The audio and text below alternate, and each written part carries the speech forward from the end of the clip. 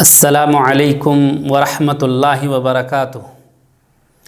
تمام طرح کی تعریفیں رب ذوالجلال کی، درود و سلام پیارے حبیب محمد عربی صلی اللہ علیہ وآلہ وسلم پر۔ معزز و محترم ناظرین کرام، اس سے پہلے کے دروس میں ہم نے توحید کی تعارف، اس کے اقسام کو ذکر کیا تھا۔ آج ہم بیان کر رہے ہیں کہ وہ کون سی چیزیں اور کون سی باتیں ہیں جس میں واقع ہونے سے انسان شرک میں واقع ہو جاتا ہے۔ شرک کہتے ہیں اللہ تبارک و تعالیٰ کی ذات و صفات اور اس کی ربوبیت میں کسی کو شریک و ساجھی جاننا سمجھنا۔ معزز سامعین کرام، کیونکہ شرک ایک عظیم گناہ ہے اور اس کی مغفرت کبھی نہیں ہوتی، ہر وہ شخص جو مسلمان ہیں قرآن کریم سے جن کا واسطہ ہے اور اللہ رب العالمین کی کلام کو پڑھتا ہے، سورہ نساء کی 48 نمبر آیت میں انہوں نے پڑھا ہوگا، جہاں اللہ جل شانہ فرماتے ہیں اعوذ باللہ من الشیطان الرجیم ان اللہ لا یغفر ان یشرک بہ ویغفر ما دون ذلک لمن یشاء، کہ بے شک اللہ تبارک و تعالیٰ نہیں معاف کرے گا اس بات کو کہ اس کے ساتھ شرک کیا جائے، وَيَغْفِرُ مَا دُونَ ذَلِكَ لِمَن يَشَاءُ، اور اس کے علاوہ یعنی شرک کے علاوہ جس کے لیے چاہے گا اللہ تعالیٰ معاف کر دے گا۔ اسی طریقے سے یہاں یہ بات بھی بتا دینا میں مناسب سمجھتا ہوں کہ اگر کسی سے زندگی میں شرک کا ارتکاب ہو گیا ہے تو اس کی بھی مغفرت ہو سکتی ہے اگر وہ اپنی زندگی میں موت سے پہلے اس بات کا احساس کر لیا کہ ہم سے شرک کا ارتکاب ہوا ہے اور وہ سچے طریقے سے توبہ کرے، اپنی اس گناہ پر پچھتائے، روئے اور نئے سرے سے کلمہ طیبہ لا الہ الا اللہ محمد رسول اللہ کو پڑھے اور اسی کے مطابق یعنی آمنت باللہ ثم استقم کہ اللہ تبارک و تعالیٰ پر ایمان لائے پھر اسی پر باقی رہ جائے، اس طریقے سے اپنی زندگی کو گزار لے اور پھر اس کی وفات ہو توحید کی حالت میں، تو انشاءاللہ اللہ رب العالمین اس کی گناہوں کو معاف کر دے گا۔ اس آیت کریمہ کے اندر جو بات اللہ تعالیٰ نے بتلانا چاہا ہے کہ بے شک اللہ تبارک و تعالیٰ شرک کو نہیں معاف کرے گا اور اس کے علاوہ گناہوں کو جس کے لیے چاہے گا معاف کر دے گا، یعنی شرک کے علاوہ کوئی دوسری گناہیں ہم مسلمانوں سے اگر ہوتی ہیں تو اللہ جل شانہ سے معاف کر دے گا، اور وہ بھی اسے جسے چاہے گا، یہ کوئی ضروری نہیں کہ سب کو معاف کر دے۔ نیز اللہ تبارک و تعالیٰ نے آگے فرمایا وَمَن يُشْرِكْ بِاللَّهِ فَقَدِ افْتَرَىٰ اِثْمًا عَظِيمًا، اور جس نے اللہ رب العالمین کے ساتھ شرک کیا تو اس نے بڑے ہی گناہ کا ارتکاب کیا، بڑے ہی بوجھ والا، بہت ہی عظیم ایسا گناہ جس گناہ کو اللہ تبارک و تعالیٰ معاف نہیں کرے گا۔ ان شرک میں سے یا ایسے کاموں میں سے جو شرک کہلاتے ہیں ان میں سے ایک ہے کہ کسی میت سے یا اس دنیا سے گزر گئے ہیں، وفات پا چکے ہیں، جو قبروں کے اندر مزاروں کے اندر مدفون ہیں، ان سے دعا کرنا، ان سے وسیلہ طلب کرنا، استعانت طلب کرانا، استغاثہ مدد طلب کرنا، اور اسی طریقے سے ان سے ڈرنا اور ان کے قبروں کا سجدہ کرنا، قبروں کے ارد گرد گھومنا، چکر لگانا، طواف کرنا، یہ سب کے سب شرک ہیں۔ ایسے لوگ جو اس دنیا کے اندر بڑے بزرگ تھے، نیک و صالح تھے، لیکن ان کے بارے میں یہ اعتقاد رکھنا کہ وہ نفع نقصان کا مالک ہے، اس کی تردید قرآن کریم کے اندر کئی جگہوں پر کیا ہے۔ میں ان باتوں کو انشاءاللہ وضاحت کروں گا اور ان آیتوں کی روشنی میں جو اللہ تبارک و تعالیٰ نے قرآن کریم کے اندر ذکر فرمایا ہے، میں آپ کو سب سے پہلے یہ بتلا دینا مناسب سمجھتا ہوں کہ یہ فکر یا یہ سوچ انسانوں کے اندر جو آئی ہے کہ اللہ کے سوا جو بڑے بزرگ اور پیر اولیاء ہیں ان سے وسیلہ طلب کرنی چاہیے یا وہ بھی نفع نقصان کے مالک ہو سکتے ہیں، یہ فکر کہاں سے آئی ہے؟ تو میرے بھائیوں، یہ فکر یا یہ سوچ قرآن کریم کی اس آیت کریمہ سے آئی ہے جو کہ غلط آئی ہے، اور میں اس کی وضاحت آپ کے سامنے کر رہا ہوں۔ سورہ مائدہ کی آیت نمبر 35 کے اندر اللہ تبارک و تعالیٰ نے فرمایا ہے اعوذ باللہ من الشیطان الرجیم یا ایہا الذین آمنوا اتقوا اللہ وابتغوا الیہ الوسیلہ، یہ آیت کریمہ سورہ مائدہ کی 35 نمبر کی ہے، جس کا ترجمہ ہے کہ اے مومنو، اللہ ہی تبارک و تعالیٰ سے ڈرو اور اللہ تبارک و تعالیٰ تک پہنچنے کا وسیلہ طلب کرو، یہی ظاہری معنی لوگوں نے لیا ہے۔ لیکن تمام مفسرین کرام نے بغیر کسی اختلاف کا اس کا ترجمہ علامہ شوکانی، امام ابن کثیر اور دیگر تمام مفسرین کرام نے اس کا معنی کیا ہے کہ اللہ تبارک و تعالیٰ کے قرب حاصل کرنے کی جستجو کرو، اللہ رب العالمین کا تقرب حاصل کرنے کی چاہت کرو، یہی معنی سب لوگوں نے لیا ہے۔ اور فرمایا اللہ تعالیٰ نے وَجَاهِدُوا فِي سَبِيلِهِ لَعَلَّكُمْ تَفْلِحُونَ، اور اسی کے راہ میں جہاد کرو شاید کہ تم کامیاب ہو جاؤ گے۔ محترم سامعین کرام، اللہ تبارک و تعالیٰ نے جو اس آیت کریمہ کے اندر وَابْتَغُوا إِلَيْهِ الْوَسِيلَةَ کہا ہے، اس معانی کو تمام مفسرین کرام نے یوں ہی نہیں ذکر کر دیا ہے، میں تو کچھ نہیں ہوں، میں ان کی ترجمانی کر رہا ہوں جو علماء کرام نے کہا ہے۔ حضرت عبداللہ ابن عباس رضی اللہ تعالی عنہ جو ترجمان القرآن کہلاتے ہیں، ان کی قول کو بھی نقل کیا ہے امام ابن کثیر رحمۃ اللہ علیہ نے، کہ اس کا معنی یہی ہے کہ اللہ تبارک و تعالی نے جو حکم دیا ہے اس کو ہم بجا لائیں، اور جس سے روکا ہے اس سے ہم رک جائیں۔ اور وابتغوا الیہ وسیلہ کا معنی یہ ہے کہ اللہ رب العالمین کی قربت تلاش کرو عمل صالح کے ذریعہ، ایسے عمل صالح کے ذریعہ جو اللہ رب العالمین کو راضی کرتے ہوں۔ ظاہر سی بات ہے اللہ رب العالمین کو راضی کرنے والے اعمال نماز ہے، ماں باپ کی خدمت ہے، سنت رسول کی پیروی کرنا ہے۔ اسی طریقے سے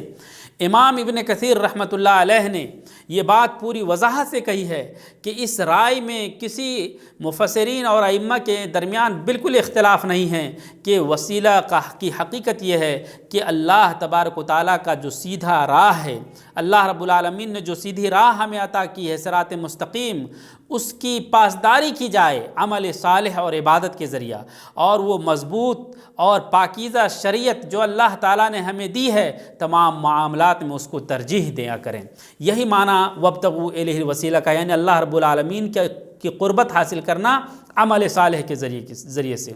اسی طریقے سے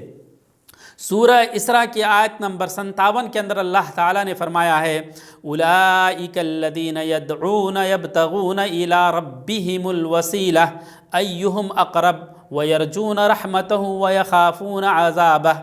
کہ وہی وہ لوگ ہیں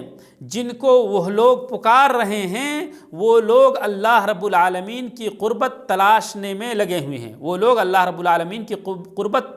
کی تلاش میں، جستجو میں لگے ہیں، اس بات کی جستجو میں لگے ہیں کہ اللہ تبارک و تعالیٰ کا قربت ہمیں حاصل ہو، اور یہ سوچتے ہیں ایہم اقرب، کہ ہم میں سے کون اللہ تعالیٰ کے سب سے زیادہ نزدیک ہے اور قریب ہے، وَيَرْجُونَ رَحْمَتَهُ، اور اسی طریقے سے انہیں ہمیشہ اس بات کی فکر لگی رہتی ہے کہ ہم کیسے اللہ رب العالمین کی رحمت کو پا سکیں، وَيَخَافُونَ عَذَابَهُ، اور اسی طریقے سے اللہ رب العالمین کے عذاب سے ڈرتے ہیں، ان عذاب ربک کان محذورا، کیوں؟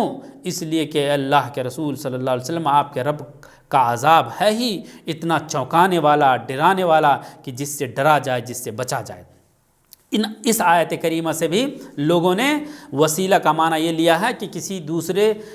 شخص سے شخصیت پرستی کا، تقدس، شخصیت کو تقدس کا درجہ دے کر کے ان سے وسیلہ طلب کرنے کا۔ یقیناً جو نیک و صالح لوگ ہیں وہ مقدس محترم ہیں، لیکن ان کی تقدس اس طریقے سے نہیں کہ ان کو کسی چیز کا اختیار ہے نفع نقصان کا۔ اس معنی کی تردید اللہ تعالیٰ نے خود قرآن کریم میں کئی جگہ کی ہے جس کو میں بتلاؤں گا، لیکن ذرا آپ اسی سورہ اسراء کی آیت نمبر 57 سے پہلے کی آیت کو جب ذرا آپ پڑھیں گے تو آپ کو پتہ چلے گا کہ واقعی میں یہی معنی ہے۔ کیا معنی ہے؟ اللہ تعالیٰ نے فرمایا ہے سورہ اسراء کی 56 نمبر کی آیت میں قُلِ ادْعُوا الَّذِينَ زَعَمْتُم مِّن دُونِهِ فَلَا يَمْلِكُونَ كَشْفَ الضُّرِّ عَنكُمْ وَلَا تَحْوِيلًا، کہہ دیجئے اے نبی کریم صلی اللہ علیہ وسلم، ادعو، انہیں پکارو، الذین زعمتم من دونہ، جنہیں تم نے گمان کر رکھا ہے اللہ کے سوا کہ یہ بھی نفع نقصان کا مالک ہے، فلا یملکون کشف الضر عنکم، وہ تم سے نقصان کو، مصیبت کو کشف نہیں کر سکتا ہے، وہ مالک ہی نہیں ہے اس بات کے کہ وہ پریشانی کو تم سے دور کر سکے، ولا تحویلا، اور نہیں وہ بدل سکتے ہیں اس پریشانی کو۔ اس آیت کو جب آپ پڑھیں گے اور اس کے بعد جب آپ پڑھیں گے تو آپ کو پتہ چلے گا اولئک الذین یدعون یبتغون. اب اللہ تبارک و تعالیٰ ان لوگوں کے بارے میں کہہ رہے ہیں جن لوگوں کے بارے میں مشرکین گمان کر رکھے تھے نفع نقصان کا، اسی کے بارے میں کہہ رہے ہیں اولئک الذین یدعون یبتغون الی ربہم. وہی وہ لوگ ہیں جنہیں وہ لوگ پکارتے ہیں، وہ کیا کر رہے ہیں؟ وہ خود اللہ تعالیٰ کی قربت کی جستجو میں لگے ہوئے ہیں. یعنی اس آیت کریمہ کی تفسیر میں مفسرین کرام نے بتایا ہے کہ مشرکین ان لوگوں کی پرستش کرتے تھے. وہ کون لوگ تھے؟ وہ فرشتے تھے، وہ جن و شیاطین تھے. جو جن و شیاطین بعد میں اسلام لے آئے، لیکن انہیں پتہ نہیں تھا کہ یہ اسلام لائے کہ نہیں لائے ہیں. اللہ رب العالمین اب ان مشرکینوں کو اس آیت کریمہ کے ذریعے خبر دے رہے ہیں اولئک الذین، وہی وہ لوگ ہیں، یدعون جنہیں وہ لوگ پکار رہے ہیں، یعنی مشرکین، یبتغون وہ پکارے جانے والے لوگ چاہ رہے ہیں، تلاش کر رہے ہیں، الی ربہم الوسیلہ اپنے رب کی طرف پہنچنے کی، قربت کو حاصل کرنے کی جستجو میں لگے ہوئے ہیں. یعنی یہ بات ان مشرکینوں کے بارے میں جو مشرکین فرشتوں اور شیاطین و جن کی اتباع کر رہے تھے اور ان کی عبادت کر رہے تھے، جو کہ بعد میں اسلام لے آئے، ان کے بارے میں اللہ تعالیٰ خبر دے رہے ہیں کہ یہ لوگ خود اس قابل اب بن چکے ہیں کہ اللہ رب العالمین کی قربت کی تلاش میں لگے ہوئے ہیں اور اللہ تبارک و تعالیٰ سے ڈرتے ہیں، اللہ کی رحمت اور اللہ تبارک و تعالیٰ کی مغفرت کی خواہش مند ہو کر کے اپنی زندگی گزار رہے ہیں. تو جب یہ آیتوں کی تفسیر آپ پڑھیں گے تو یہیں پر یہ بات ختم ہو جاتی ہے کہ یقیناً وسیلے کا معنی یہی ہے کہ اللہ رب العالمین کے راہ کی پیروی کرنا، شریعت کی پیروی کرنا. اب آپ کے سامنے میں آپ یہ بتلا دینا ضروری سمجھتا ہوں کہ کون سے وسیلہ جائز ہے. صرف 3 طرح کا وسیلہ جائز ہے. نمبر 1 کہ اللہ تبارک و تعالیٰ کے اسماء و صفات کے ذریعے سے اور اعمال صالحہ کا ذکر اپنی دعاؤں کے اندر ذکر کر کے اس کے ذریعے سے آپ وسیلہ بیان کر سکتے ہیں. یعنی اللہ تبارک و تعالیٰ نے کیا فرمایا؟ وَلِلَّهِ الْأَسْمَاءُ الْحُسْنَى فَادْعُوهُ بِهَا. اس کی اجازت آپ کو اللہ تعالیٰ نے خود دیا ہے کہ وسیلہ پکڑو تو کس کا؟ اللہ تعالیٰ کے ناموں کا. آپ یا رحمان، یا رزاق، یا ذی الجلال والاکرام اللہ تعالیٰ کی تعریف کریں، اللہ تعالیٰ کے ناموں کو ذکر کریں اور ان ناموں کا ذکر کر کے آپ دعائیں کریں. اسی طریقے سے اعمال صالحہ کے ذریعے سے دعا کریں. اس کی دلیل جسے نبی اکرم صلی اللہ علیہ وسلم نے ہمیں ذکر کیا ہے، امام بخاری رحمۃ اللہ علیہ اور امام مسلم نے بھی اس حدیث کو ذکر کیا ہے، ایک طویل حدیث ان 3 لوگوں کے بارے میں جو غار کے اندر پھنس گئے تھے، رات گزارنے کے لیے غار میں گئے اور ان کے سامنے چٹان گر گیا. جب وہ پھنس گئے تو ان تینوں نے اپنے اپنے اعمال صالحہ کا واسطہ دیا اور اللہ تعالیٰ سے کہا کہ اے اللہ، اگر تو جانتا ہے کہ ہم نے ان اعمال کو تیری رضا کے خاطر کی تھی تو اے اللہ ہماری اس مصیبت کو ٹال دے. چنانچہ ان کی مصیبتیں ٹل گئی. تو ایک بات تو یہ کہ اللہ تبارک و تعالیٰ کی صفات اور اعمال صالحہ کے ذریعے سے آپ اگر دعائیں کرتے ہیں، دعائیں اللہ تعالیٰ آپ کی قبول کرے گا اور یہ وسیلہ، یہ طریقہ جائز ہے. اسی طریقے سے اللہ تبارک و تعالیٰ کی اطاعت، اللہ تبارک و تعالیٰ کی شریعت کی پاسداری، یہی ایک بہت بڑا وسیلہ ہے، بلکہ یہ سب سے نمبر 1 میں ہے. کیا فرمایا اللہ تعالیٰ نے؟ وَمَن يُطِعِ اللَّهَ وَرَسُولَهُ فَقَدْ فَازَ فَوْزًا عَظِيمًا، کہ جس نے بھی اللہ کی اور اس کے رسول کی اطاعت کی تو وہی سب سے بڑی کامیابی کے اندر واقع ہو گیا، وہ بہت بڑی کامیابی کو پا لیا. تو سب سے بڑی کامیابی پانے آنے والا سے مراد یہ ہے کہ یہ راستے جو اللہ اور اس کے رسول کے ہیں، اس سے عظیم راستہ اور کوئی نہیں ہے، اس سے بڑا وسیلہ اور ذریعہ نہیں ہے. کیونکہ وسیلہ کا معنی ہی یہی ہے کہ کسی چیز کے ذریعے سے مقصود تک اور غرض و غایت تک پہنچا جائے. تو جو آپ کی غرض و غایت ہے کہ اللہ تعالیٰ کی مغفرت ہو، اللہ تعالیٰ کی رضا حاصل ہو، تو وہ راستے یہ ہیں. اسی طریقے سے تیسرا طریقہ جو توسل کا اور وسیلے کا جائز ہے وہ یہ کہ آپ اپنے بھائی کو یا اپنے بزرگ اور صالح شخص کو جس کے بارے میں آپ کو خیر کی امید ہے، آپ ان سے دعا کی درخواست کر سکتے ہیں. حضرت عمر بن خطاب رضی اللہ تعالیٰ عنہ کے زمانے میں قحط سالی پڑی. اس وقت نبی اکرم صلی اللہ علیہ وسلم کا قبر مبارک آپ کے سامنے موجود تھا، لیکن ایسے